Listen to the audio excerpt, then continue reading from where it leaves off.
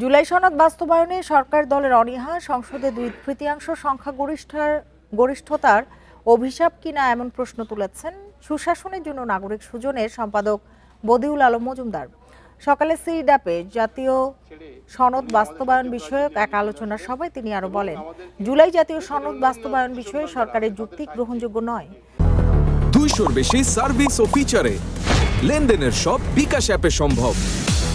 জুলাই জাতীয় সনদে অক্ষরে অক্ষরে পালন করার আশ্বাস দিয়েও তা পালনের ক্ষেত্রে টালবাহানা দুঃখজনক বলে মন্তব্য তার।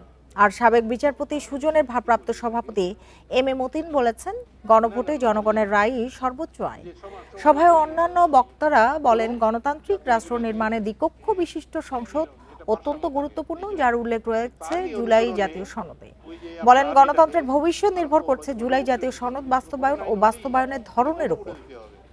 আচ্ছা, 2/3 মেজরিটি নিয়ে কিংবা তার বেশি দিয়ে যারাই ক্ষমতা এসছে তারা কিন্তু নিজেদের জন্য কল্যাণ বই আনে নাই, আমাদের জনগণের জন্য কল্যাণ বই আনে নাই। তো এখন তো এটা কি আবারও এই যে কার্স অফ দি 2/3 মেজরিটি, যে 2/3 সংখ্যাগরিষ্ঠতার অভিশাপ কিনা আবারও? আমি আশা করি তা নয়।